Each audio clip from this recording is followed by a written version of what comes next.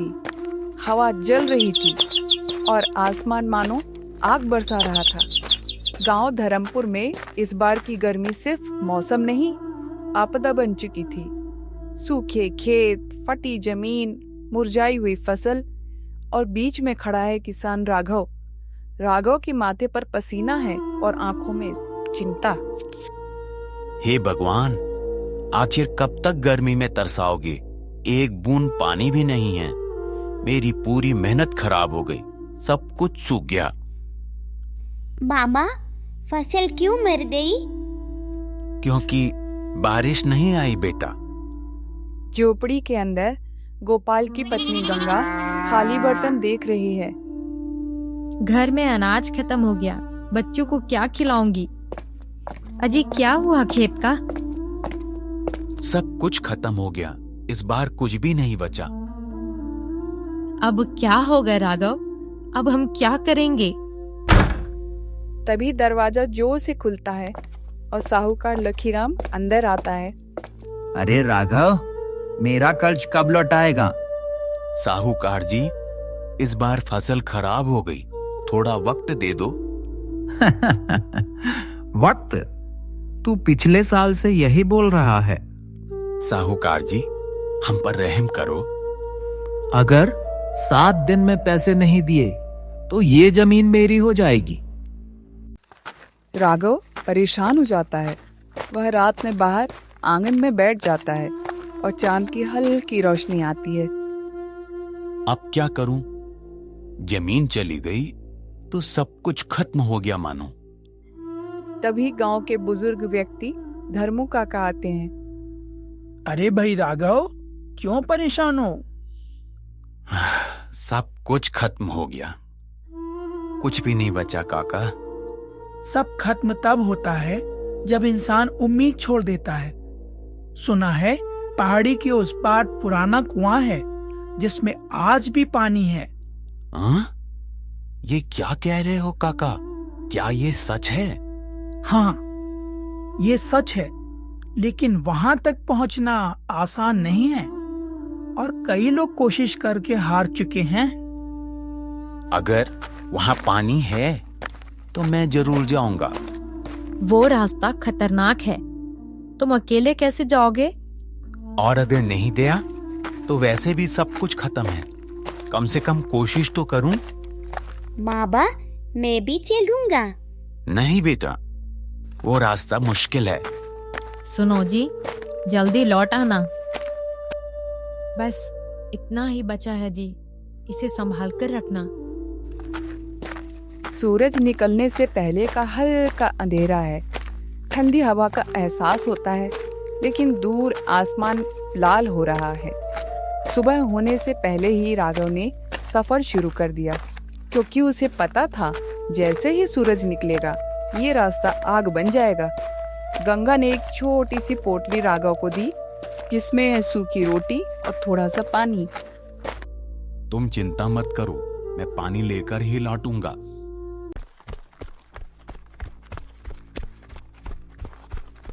बाबा, जल्दी आना। तुम्हारे लिए ही तो जा रहा हूँ बेटा। धीरे धीरे राघव गांव से बाहर निकलता है। सूरज तेज हो चुका है, जमीन से भाप उठती दिखती है। कुछ ही घंटों में सूरज ने अपना असली रूप दिखाना शुरू कर दिया। इतनी गर्मी पहले कभी नहीं देखी। प्यास लगी है, बस थोड़ा थोड़ा ही पीऊंगा, नहीं तो खत्म हो जाएगा। तभी कुछ दूर चमकता पानी जैसा दिखता है। पानी? अरे अरे, वहाँ पानी है। राघव दौड़ता है, लेकिन पास जाकर देखता है तो सिर्फ सूखी जमीन है। अरे, यहाँ तो पानी नहीं है। ये तो धोखा था, दृष्टि भ्रम था। हे भगवान, मेरी हिम्मत मत तोड़। अचानक एक बूढ़ा यात्री दिखाई देता है, कमजोर और प्यासा। बेटा, पानी है क्या? राघव पोटली की ओर देखता है, उसमें बहुत कम पानी बचा है, लेकिन राघव उस यात्री को पानी देता है। ले लो बाबा। अरे, तो खुद प्यासा है, फिर भी मुझे दे रहा है। लेकिन इसकी जरूरत आपको ज्यादा है। बूढ़ा आदमी पानी पीता है और मुस्कुराता है। भगवान तेरा भला करे बेटा। वो बूढ़ा आदमी धीरे धीरे आगे बढ़ जाता है और अचानक गायब हो जाता है। अरे, ये बूढ़े बाबा कहाँ गए?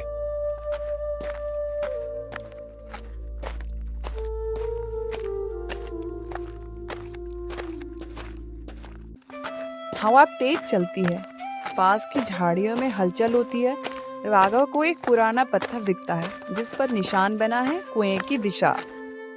अरे, ये रास्ता होगा। कभी कभी इंसान की भलाई उसे सही रास्ता दिखा देती है। राघव चल रहा है। वह बहुत कमजोर है। उसके कदम लड़खड़ा रहे हैं। अब नहीं, अब और नहीं चला जा रहा। राघव गिर जाता है। उसकी आंखें बंद होने लगती हैं। उसे गंगा और गोपाल के चेहरे दिखते हैं। जल्दी लौट आना जी। बाबा, जल्दी लौट आना। राघव घबरा जाता है, पर वो अचानक आंखें खोलता है। नहीं नहीं, मुझे हार नहीं मानना। सामने एक ऊंची पहाड़ी है। उसके पीछे कुछ छिपा हुआ है और सफर का सबसे मुश्किल हिस्सा अब शुरू होने वाला था। बस थोड़ी और हिम्मत देना भगवान। राघव धीरे धीरे पहाड़ी चढ़ने लगता है।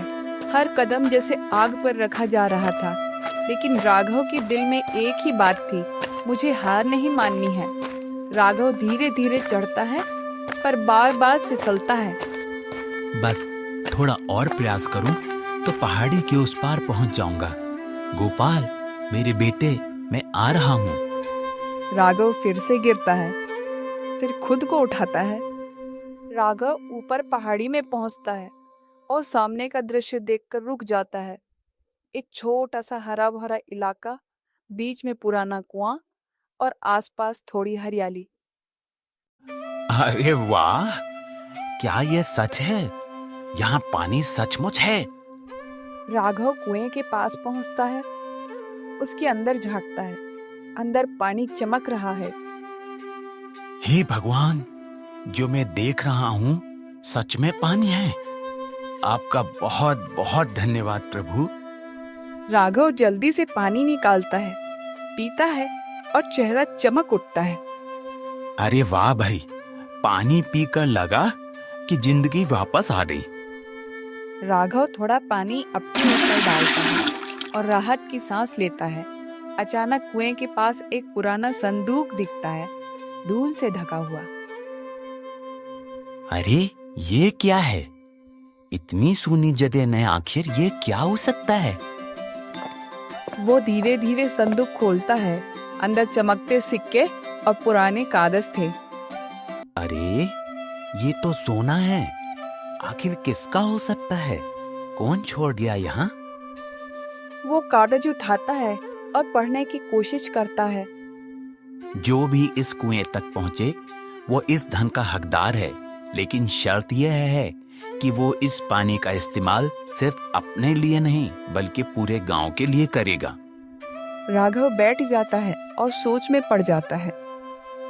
अगर ये सब मैं रख लूं तो मेरी जिंदगी बदल जाएगी, लेकिन ये पानी पूरे गांव को बचा सकता है। नहीं, ये सिर्फ मेरा नहीं है, पूरे गांव का है। अचानक पीछे से आवाज आती है। तो तूने ढूंढ ही लिया। राघव मुड़ता है। सामने साहूकार लखीराम खड़ा है। अरे साहूकार, तुम यहाँ? मैं तेरा पीछा कर रहा था। मुझे पता था तू कुछ बड़ा ढूंढने निकला है। अब ये कुआं और ये सोना सब मेरा है। नहीं साहूकार, ये किसी एक का नहीं है, ये पूरे गांव के लिए है। गांव जाए भाड़ में, मुझे तो सिर्फ पैसा चाहिए। लखीराम संदूक पकड़ने की कोशिश करता है। नहीं लखीराम, नहीं, ये गलत है। राघव और लखीराम दोनों के बीच संदूक को लेकर धक्का मुक्की होती है। लखीराम राघव को धक्का देता है। और राघव गिर जाता है। तू गरीब है और हमेशा गरीब रहेगा। ये किस्मत सिर्फ अमीरों के लिए होती है। राघव धीरे धीरे उठता है। उसकी आंखों में गुस्सा है और हिम्मत भी है। किस्मत मेहनत और सच्चाई वालों की होती है, लालच वालों की नहीं। राघव, आखिरी बार कह रहा हूँ, ये संदूक मुझे दे दो। ये किसी एक का नहीं है, ये पूरे गांव की अमानत है। मुझे गांव से कोई मतलब नहीं, मुझे सिर्फ पैसा चाहिए। लखीराम जोर से राघव को धक्का देता है। राघव गिरता है। लखीराम संदूक उठाने की कोशिश करता है। अब देख, ये सब मेरा होगा। राघव जमीन से उठते हुए सोचता है, सीधे लड़कर मैं इसे नहीं हरा सकता, मुझे दिमाग से काम लेना होगा। ठीक है लखीराम, तुम जीत गए। क्या? तुम्हें पैसा चाहिए ना, ले जाओ सब, लेकिन एक शर्त है। कौन सी शर्त? इस संदूक को अकेले उठाकर नीचे ले जाओ। अगर तुम ये कर पाए तो सब तुम्हारा। अरे ये तो बहुत आसान है। लखीराम संदूक उठाने की कोशिश करता है, लेकिन वह बहुत भारी है। ये इतना भारी क्यों है? क्योंकि ये सिर्फ सोना नहीं है, जिम्मेदारी भी है। मैं हार नहीं मानूंगा। लखीराम बार बार कोशिश करता है, थक जाता है। वो जोर लगाता है, पैर फिसलता है और वो गिर जाता है। उसके हाथ से संदूक छूट जाता है। देखा, लालच इंसान को गिरा देता है। लखीराम जमीन पर बैठा है, लेकिन थका हुआ। मैं क्या कर रहा था? मैं सिर्फ अपने बारे में ही सोच रहा था। लखीराम, अभी भी वक्त है, सही रास्ता चुन लो। राघव, मैं गलत था। अगर ये पानी गांव तक पहुंच जाए तो सब बच जाएंगे। मैं तुम्हारी मदद करूंगा। सच में? हाँ, शायद यही मेरा प्रायश्चित है। दोनों मिलकर कुएं से पानी निकालने लगते हैं।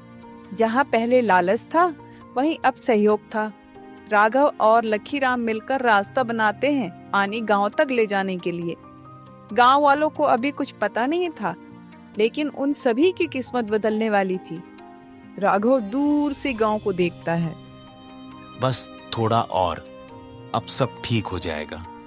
गांव को अभी भी उम्मीद नहीं थी, लेकिन दूर पहाड़ी के पीछे एक चमत्कार जन्म ले चुका था।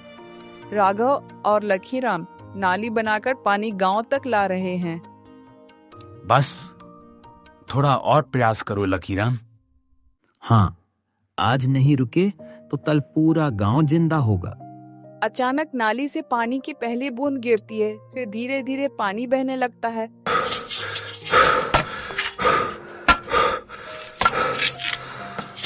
थोड़ा और प्रयास करो लखीराम, आज पूरा पानी गांव तक पहुंच ही जाना चाहिए। पानी पानी आ गया, पानी आ गया है। पूरा गांव दौड़कर आता है। राघव, ये तुमने कैसे किया? ये मैंने नहीं, हमारी उम्मीद ने किया है। माँ, अब हमें पानी मिल गया। अब हम बच जाएंगे ना? खेत में पानी गिरता है। सूखी जमीन धीरे धीरे गीली होती है। जहाँ कभी सूखा था, वहाँ अब हरियाली लौटने लगी थी। गांव वाले खुश हैं, सब मिलकर खेतों में काम कर रहे हैं। राघव भाई, तुमने तो हमारी जिंदगी बदल दी। अगर तुम हार मान लेते तो हम सब खत्म हो जाते। गांव के बीचों बीच चौपाल लगी है और पूरा गांव चौपाल में इकट्ठा होता है। सुनो भाइयों बहनों, आज से ये कुआं पूरे गांव की संपत्ति है और इसका श्रेय जाता है राघव को। नहीं नहीं, ये प्रयास सिर्फ मेरा नहीं है। यदि लखीराम मेरी मदद न करता तो ये संभव नहीं होता। मैंने हमेशा अपने बारे में सोचा, लेकिन राघव ने मुझे सिखाया कि असली खुशी दूसरों को बचाने में है। आज से मैं भी इस गांव की सेवा करूंगा। कुछ महीनों बाद खेत हरे भरे हो जाते हैं। गांव खुशहाल हो जाता है। समय बीतता गया और उस तपती धरती ने एक नई कहानी लिख दी। राघव अपने खेत में खड़ा है, हरी फसल देखकर मुस्कुराता है। देखो राघव, हमारी मेहनत रंग लाई। ये मेहनत के साथ भाग्य है जो हमें सही रास्ते पर चलने से मिला। भाग्य आसमान से नहीं गिरता, वो बनता है मेहनत से, सच्चाई से और सही फैसलों से। जहाँ कुछ महीने पहले तक मौत जैसी गर्मी थी, वहाँ अब जिंदगी मुस्कुरा रही थी। राघव खेत में काम कर रहा था। देखो राघव, अब हमारा गांव कितना बदल गया। हाँ, ये सब मेहनत का फल है। बाबा, इस बार हमारी फसल सबसे अच्छी होगी ना? हाँ बेटा, सबसे अच्छी होगी। दूर से घोड़ा आता है, उस पर बैठा है बड़ा व्यापारी विक्रम सेठ। लेकिन हर खुशहाली पर किसी की नजर जरूर पड़ती है। विक्रम सेठ गांव को देखता है और उसके मन में लालच आ जाता है। इतना पानी, इतनी फसल, अरे ये गांव तो सोने की खान है।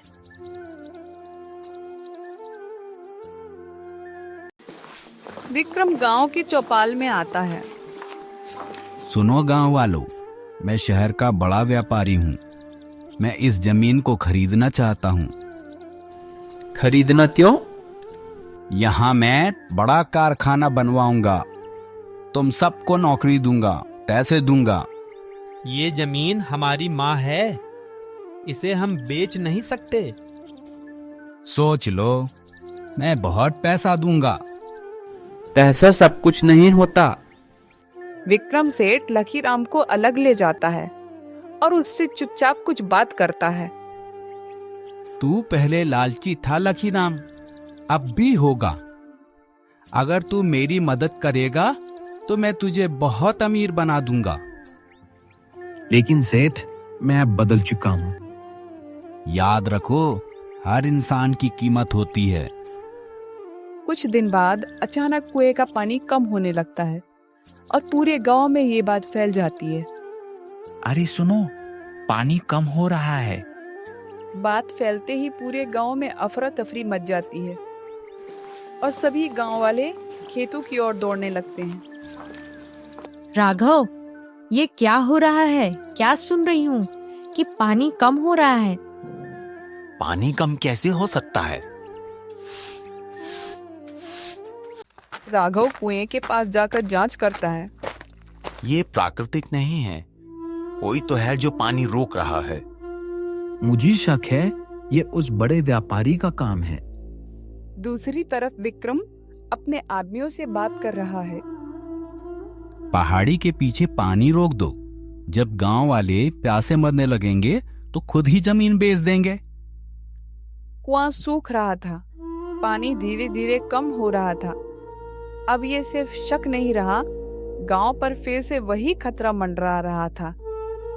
ये अचानक नहीं हो सकता, कहीं ना कहीं रास्ता रोका गया है। मैंने पहाड़ी के उस पार कुछ अजनबी लोगों को देखा था। तो देर किस बात की, चलो अभी चलते हैं। वही पुरानी पहाड़ी, लेकिन इस बार कुछ अलग है। राघव और लखीराम छुपकर आगे बढ़ते हैं। राघव, धीरे से, हमें कोई देख न ले। दोनों झाड़ियों के पीछे छुपते हैं। विक्रम के आदमी पत्थरों से पानी का रास्ता बंद कर रहे हैं। मैंने कहा था ये साजिश है। रुको, ये पानी का रास्ता क्यों रोक रहे हो? अरे ये वही किसान है। तो तुम यहाँ तक पहुँच ही गए। तुमने पानी क्यों रोका? तुम जानते हो इससे पूरा गांव मर जाएगा। मुझे पता है और यही तो मैं चाहता हूँ। तू इतना गिर जाएगा ये कभी सोचा नहीं था। तुम लोग भावनाओं में जीते हो और मैं दिमाग से खेलता हूँ। अब भी वक्त है राघव, गांव वालों को समझाओ, अपनी जमीन बेच दो। मैं ऐसा कभी नहीं करूंगा। तो फिर परिणाम भुगतने के लिए तैयार हो जाओ। राघव धीरे धीरे लखीराम को देखकर इशारा करता है। सीधे लड़ेंगे तो हार जाएंगे, कुछ और करना होगा। ठीक है विक्रम सेठ, हम हार मानते हैं। अच्छा फैसला लिया तुमने। लेकिन पहले हमें गांव वालों को बताना होगा, तभी तो जमीन बेचेंगे। ठीक है, जाओ और उन्हें समझाओ। राघव और लकीराम वहां से निकलते हैं। राघव, तूने हार क्यों मानी? मैं हारा नहीं, अब असली खेल शुरू होगा। क्या करने वाला है? पूरा गांव एक साथ खड़ा होगा और हम उसकी साजिश सबके सामने लाएंगे। चौपाल में सभी गांव वाले इकट्ठा होते हैं। हमारे साथ धोखा हुआ है। विक्रम सेठ ने पानी रोक दिया है। क्या? हमारे बच्चों की जान से खेल रहा है वो। अगर हम सब साथ हैं तो कोई हमारा कुछ नहीं बिगाड़ सकता। इस बार राघव अकेला नहीं था, पूरा गांव उसके साथ खड़ा था।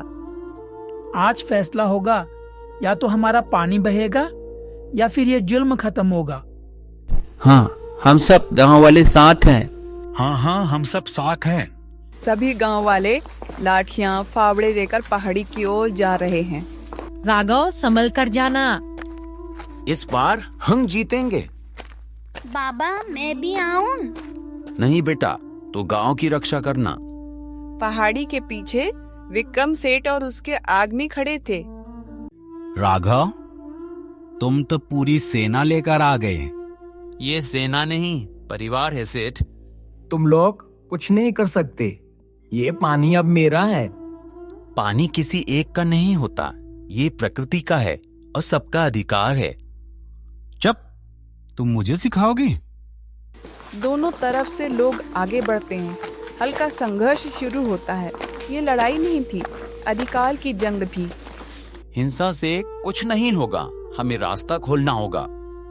लकीराम ऊंची पहाड़ी पर चढ़ जाता है। सुनो सब लोग, मैं पहले लालची था, लेकिन आज सच बोलूंगा। विक्रम ने खुद बोला था कि वो पानी रोकेगा ताकि गांव मजबूर हो जाए। धोखेबाज! ये सब झूठ है। अगर झूठ है तो पानी क्यों रोका गया?